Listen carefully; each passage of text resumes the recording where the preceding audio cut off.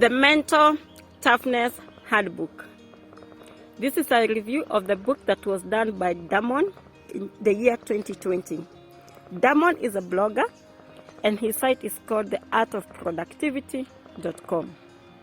In this book, he gives a step-by-step guide for facing life's challenges, managing negative emotions, and overcoming adversity with courage and pause. So who should get this book? From my assessment, I think anybody who is working on some very serious life goals will need a copy of this book. I'm talking of goals like weight loss, building a business or a company from scratch, pursuing some leadership positions, especially political positions now that in my country, Kenya, we are going into elections. Any politicians will need some level of mental toughness. It's also good for someone facing adversity. If you're sick, maybe you're facing a terminal illness, you need to be mentally tough. Maybe you have been divorced, you're going through the emotional circus of handling the pain of divorce. Maybe you've lost a loved one and you need to be strong in this season. This is a book for you. So what does he say? Success requires some level of mental toughness. But as the author is saying, many people don't bother to cultivate this. Those who achieve enduring success possess mental toughness. Mental toughness is a mindset which enables you to avoid catastrophic thinking and embrace positivity when facing challenges. What are we talking about? When you're facing an obstacle, there are two options that life gives you. You can go into the one side of thinking negatively, feeling sorry for yourself, which generates some negative emotions, or you can look at the other side of the sun where you can be positive and you embrace that challenge with positivity. It teaches you to use setbacks to your advantage. If you struggle to reach your goals and maintain your desired level of success, or maybe sometimes you feel discouraged, sometimes you feel depressed, sometimes you feel angry, know that you have the power to improve your circumstances and shift your mindset. Many people don't cultivate mental toughness. However, you need to know that you need to be patient to build this muscle. Just as you build your muscles in the gym, the upper limb muscles, the lower limb muscles, you need to be patient with yourself as you become a mentally tough person. No matter where you are in life, no matter your struggles, you can always improve your circumstances by being mentally tough. And mental toughness has some benefits. One of them is improved emotional and stress management skills. The other one is a clarified sense of purpose, higher confidence and performance levels, capacity to overcome your fears, greater impulse control, and the ability to stop fixating on regrets and the past. Painful experiences that don't add value to yourself, but fostering a positive mind with a growth mindset. The other thing is that you need to overcome threats to mental toughness by increasing your awareness of them. Mentally tough people focus their energy on what they can influence, as opposed to wasting time fixating on things they can't change. They are flexible and adaptable when facing unexpected outcomes. These individuals are self-aware and can identify their emotions and understand what triggers their negative feelings. They accept uncertainty and don't wallow in disappointments. Tough-minded people have high emotional intelligence and they can regulate their emotions. They are positive. Nobody possesses all of these traits from inborn. However, we all have to work on them. No one was born mentally strong. It is something that each one of us develops with time. And the good news is that any one of us can learn these things. Some of the threats to mental toughness include self-pity, self-doubt, negative self-talk, fear, laziness, perfectionism, self-limiting beliefs, and also the inability to control emotions. If you can only work to the threats that are there in your mental toughness journey, then you can achieve it sooner than you think. The other thing that the author tells us in this book is that you need to control your emotions and thoughts. And this is especially so when you're facing adversity. Emotional intelligence is the ability to comprehend and manage your emotions so that you can perform at your best. Resist the temptation to repress your feelings. Learn to identify them instead. The first step to mastering your emotions is increasing your self-awareness. This means that you are better able to identify your feelings. Once you identify an emotion, evaluate it. Ask if your emotional reactions and any accompanying negative views of yourselves are reasonable, or are they just holding you back? Reflect on whether you can influence the circumstances triggering your emotions. Take action if you see ways to improve your situation. Release yourself from your frustrations and the ever situations that you can't control. The exercise of controlling your emotions will help you deal with unwanted emotions. Some of the negative emotions that you regularly experience when facing adversity, you need to write them down. See how they impact your behavior. And the other thing is to write a plan that will detail how you will respond to these emotions when they arise in future. One of the ways to manage your emotions is to do mindful breathing.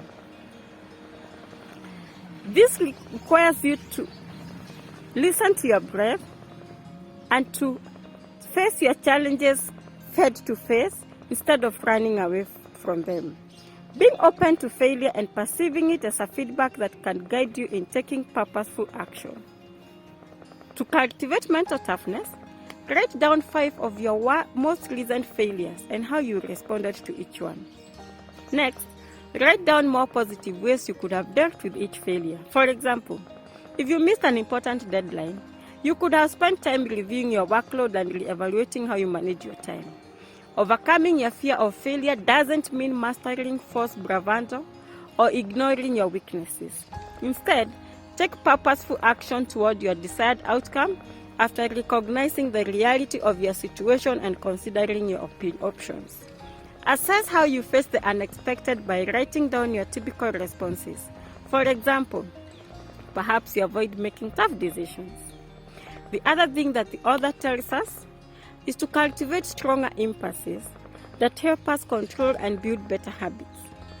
Mentally tough people resist the temptation to indulge in something they desire in the present and instead focus on attaining something they want more in the future. Practicing self-restraint builds your tolerance for discomfort and improves your cognitive resilience. Checking your urge for instant gratification bolsters your ability to tune out distractions. Change your expectations so you don't associate low-effort activities with high rewards. Identify compulsive desires and find rewarding, stimulating alternatives that are more productive. Give yourself small rewards, such as reading for pleasure, when you resist temptations.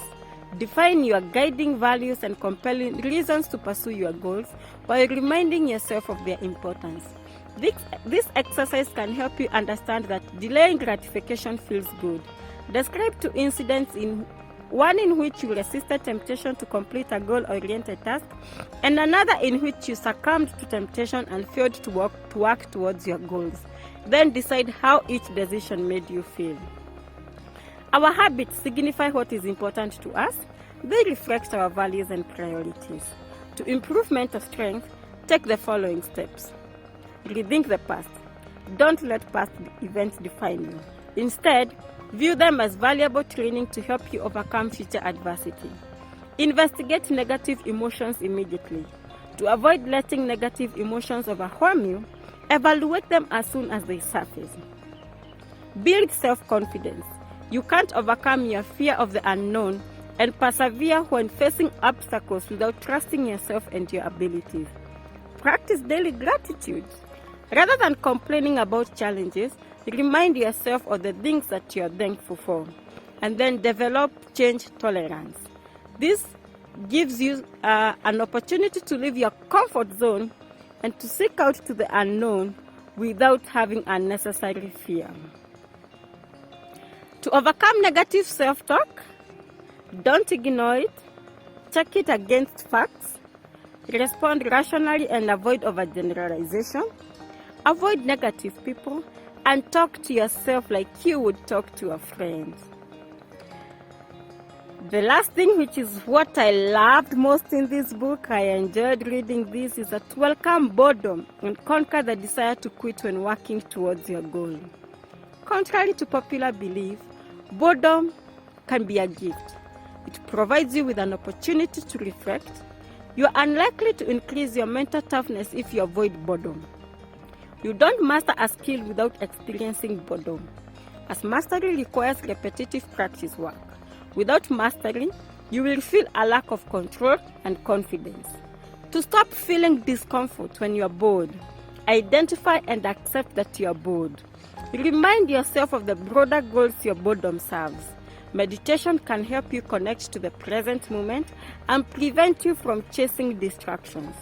Rethink boredom's roles in your life by listing the emotions you tend to associate with when you feel bored. Identify what triggers those emotions and reframe your boredom triggers more positively. We don't like to think of ourselves as quitters, but most of us have, at some point in our lives, abandoned goals due to the obstacles we faced at the time. To avoid quitting when you're trying to accomplish an important goal, consider the main reasons people give up. They get distracted. Don't overcome their impulses and bad habits. Don't take their commitments seriously. Don't clarify the rewards they are working towards, and are overly optimistic and they fail to anticipate potential setbacks. If you find yourself lacking the resolve to work towards your goals, question your motives for quitting. For example, has your outlook actually changed, or do you have weak resolve? Reflect on whether your goals and purpose are worth abandoning. Make yourself more mentally tough by developing a more positive attitude. Build positivity by cultivating gratitude for the resources you have and resisting the temptation to wallow in self-pity. The other thing he encourages us is to build willpower. Willpower, he says, is like that friend who's occasionally there for you but mostly not. He or she cannot be relied upon. Self-discipline is like that friend who always is there for you regardless of the circumstances. And so there is a book. Go read the book if you like it. Building Mental Toughness. I like it. I give a star of 4 out of 5. And if you like it, just go hit it and let me know what you think about this review. Bye.